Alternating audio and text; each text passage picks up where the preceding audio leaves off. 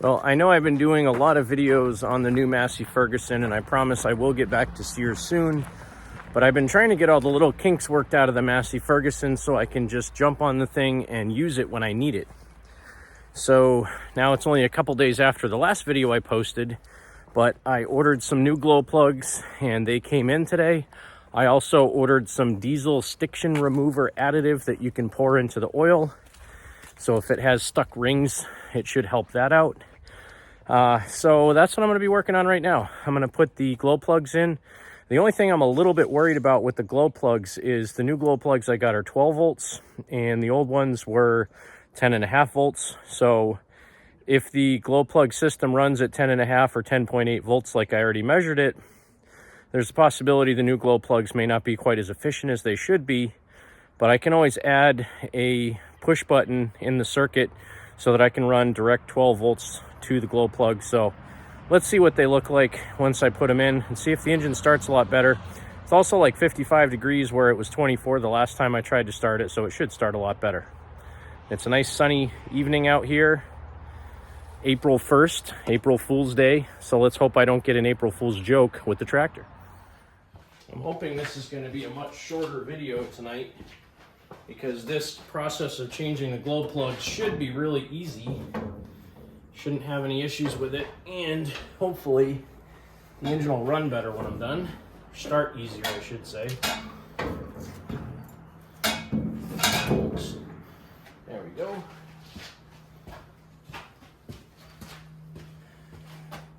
You saw me do this the other night.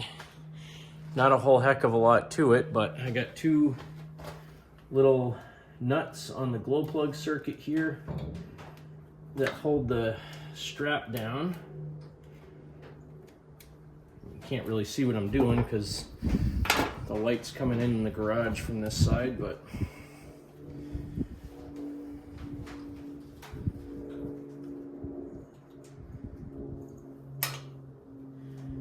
I am going to save the old glow plugs because you never know if you need them.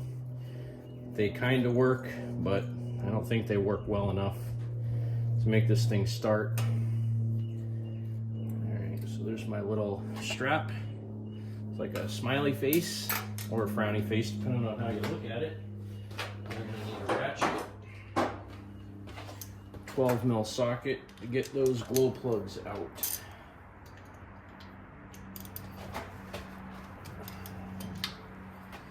Luckily for me, I had all this stuff apart just a week ago, so it comes apart nice and easily. I do need to replace these return lines for the fuel at some point too, because they seem like they're gonna leak. I think I might have fixed the antifreeze leak on this. Yeah, it hasn't leaked since the other day. So what I did to it the other day, I had mentioned briefly that one of the clamps on the water pump was loose, and when I tightened that thing up, I think that stopped the leak. So these are the glow plugs that I bought, and I don't know how well you'll be able to see it, but right up here on the threads it says 12V for 12 volt. So I'm going to take a chance and run these 12 volt glow plugs, even though the original ones were 10.5 volts. I'm hoping that these are going to work, and like I said, worst case, I can always just add a push button. I have a starter button, like a Moroso starter button, that's made for high current that I could actually run on these to put 12 volts to them in a momentary fashion. And that might actually even work better because in doing that, I could run the glow plugs even when I'm cranking the engine so that they're heating up really hot when there's fuel in the cylinder, or in the head rather. But for now, let's see if these 12 volt glow plugs work okay. And one other thing I have done to this since the last video, I changed the air filter as well. I'll throw a picture in right here.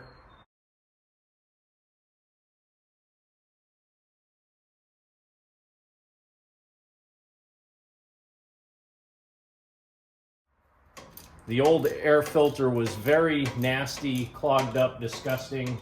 And the new one, as you can see, was pristine, nice and clean.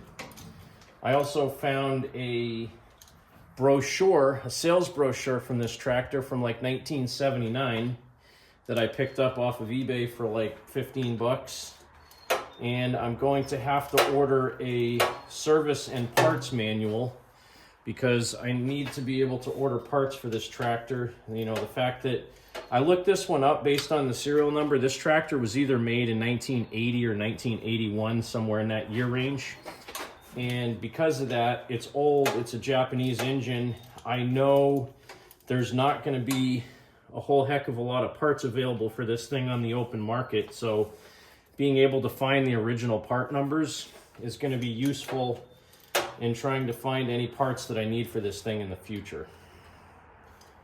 So I will end up buying a parts manual for this thing and a full service manual. There's a guy on eBay that sells them. They're like, I don't know, 70 bucks for both manuals, which sounds like a lot of money, but the ability to be able to fix your own machine at the cost of $70 for manuals is really not that bad.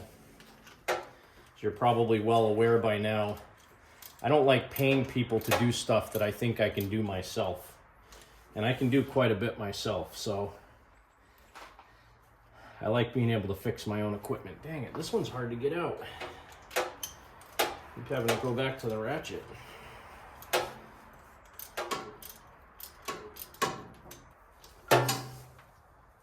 And I do still need to change the fuel filter on this as well, but I haven't wanted to yet. The fuel pump on this actually has lubricating oil inside the fuel pump, which I thought was kind of weird. I haven't done that much work on larger diesels, so for me to think about having a have to change the oil in your fuel pump was a little bit weird, but I guess it's kind of normal on these tractors. Here's my other glow plug. Throw this guy in, and then we'll see how she starts. I forgot last time too, the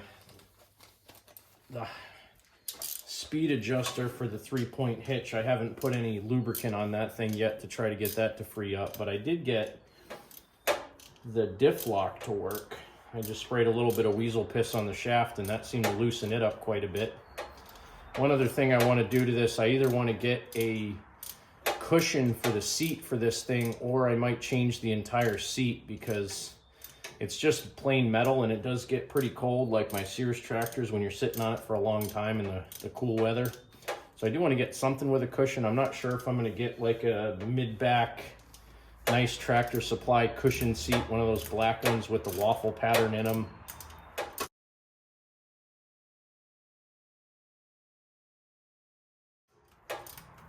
Or if I'm just going to end out getting a cushion, a replacement cushion for this particular seat pan. I could probably even make one myself. It's been a while since I've done any kind of upholstery, but I have done some in my lifetime, believe it or not. It would probably be something that I would take off if I left the tractor outside because I would not want it to get all wet and nasty. But, you know, you can buy some fairly inexpensive vinyl or upholstery material from some place like fabric store and get some foam from somewhere and put it on there. That one doesn't seem like it goes in quite as far as the other one did. I don't want to force it any more than that, so. All right, the glow plugs are in. Let's put my wire on there and my jumper. And then I'm going to use the same, I think the same spin-on nuts that I had on here before, if they're the same thread, because it is a little bit more convenient than trying to use a nut. All right, there's one. There's the little one. Then we can see if it starts any better, and I hope it does, because the last time I tried starting this, man, I cranked it 6 or 7 times before I finally had to put my second battery on it to get it to crank over faster. I mean, with a brand new battery that I put in this thing, I should have no problem starting this tractor. 800 cranking amp, 675 cold should be more than enough to crank this thing over and get it to fire. Oh, Hot Shot Secret Engine Restorative Nano Lubrication Stiction Eliminator. Treats up to 8 quarts of oil So let's see here. Treatment plan, use 4 ounces per quart of oil for initial cleanup, 2 ounces per quart in the next 2 oil changes. So I'm not going to put even 4 ounces in, I don't think. Maybe I'll just put like 2 or 3 ounces in, because I just did an oil change on this, so the oil is going to be pretty full. I did spill some when I changed it, so I know it's going to be down just a tiny bit, but I really want this stuff to get in there and try to loosen up anything that might be stuck. I think this tractor was pretty well cared for most of its life. I've said that previously. It looks like, you know, it was fairly well maintained, at least by a couple owners ago. And the funny thing was, there's a Farm Tractors of New England group on Facebook that I'm a part of, and I posted this on the group, and a guy that was 2 previous owners of this tractor found me on there and said, hey, that's my old tractor. And he's the one that put the tires and stuff like that on it. So kind of neat to know somebody that knows a little bit of the history of this machine. So that's about 3.5 ounces. So I think I'm going to leave it right about there, the stiction reducer. And good thing is I'll be able to use that in the next couple oil changes as well. But let's see if the new glow plugs are going to help me out get this thing started. Take my big block of wood out from under the hood. Whoops, got to put my cap back on. That would be bad. The only reason I'm trying the stiction reducer is because it does have some blow-by. After I did the oil change the other day, when I ran it for a good half an hour.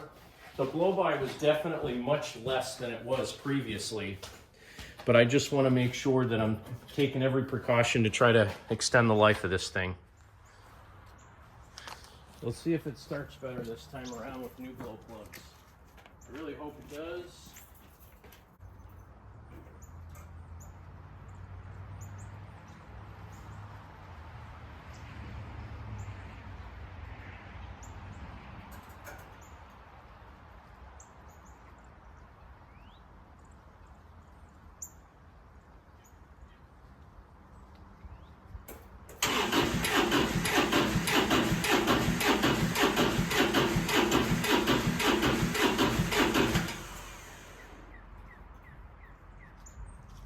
Cranking it a little bit to get some fuel in the cylinder before I start running the glow plugs hot.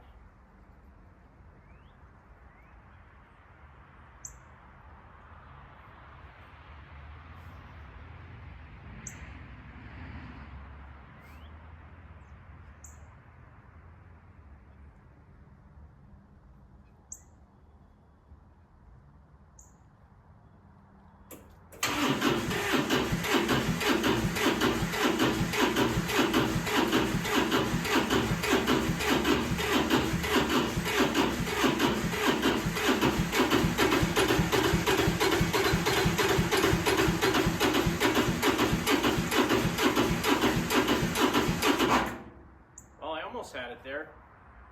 Give it a third try.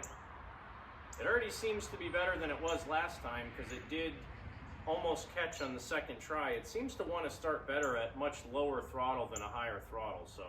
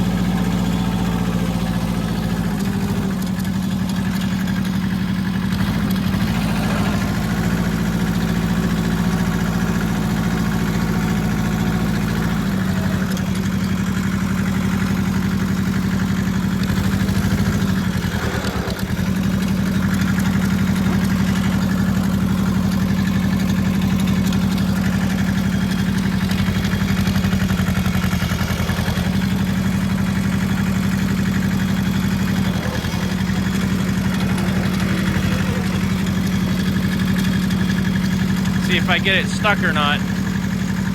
Pretty wet over here.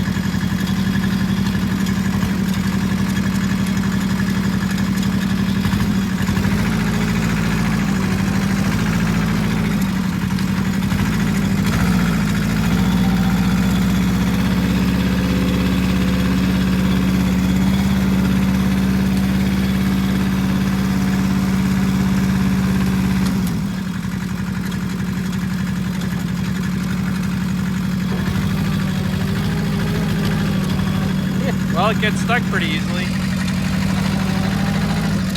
Let's try that diff lock. There we go.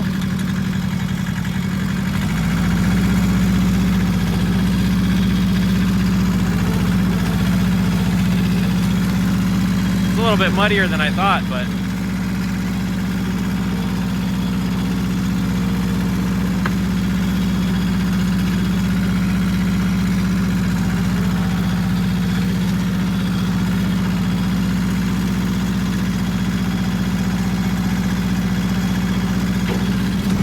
that's the kind of stuff I can never do with my Sears. I just back dragged a drainage trench. Now the water's flowing much better over there. So before it was just stagnant. And that flows underneath my driveway and down my front yard, but the faster I can get it out of there, the better it's going to dry out.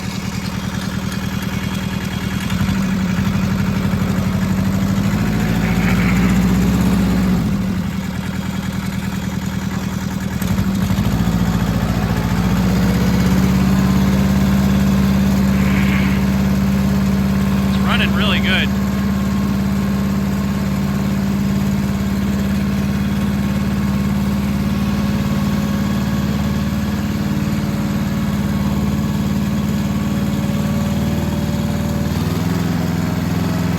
Yeah, still not the easiest to get on and off of, but definitely runs much better.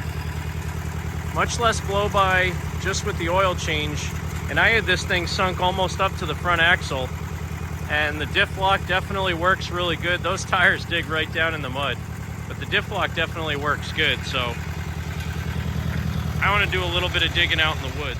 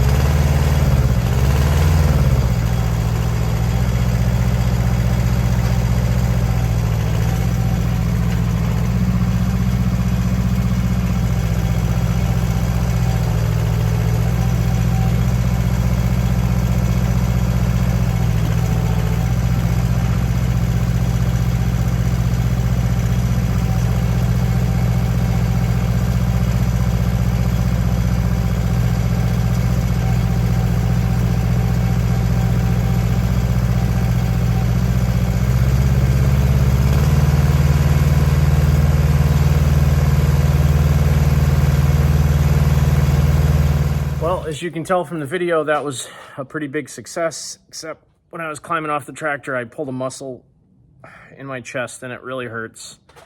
Kind of awkwardly got off it trying to hold my phone in the tripod, but you can see it does do some digging. I dug out down by the road to get my drainage trench working better. I moved some dirt and some trees and stuff around over on the side. Unfortunately, my camera ran out of memory, so I don't really know how much of that I got, but still, you can see that the machine does work. It definitely still has a fair amount of blow by. I'm hoping with that hot shot stuff in there, over time it'll loosen the rings up, and if there's any issues in the cylinders, maybe it'll help. Probably not, but it does seem to run really good now that I adjusted the valves, did the air cleaner and everything else. So thanks for dropping in for another edition of Cranky Motorsports and another edition of ye old Massey Ferguson 205-4. So join me next time for more tractor antics or car antics or whatever the heck I feel like doing. Have a great day. God bless America.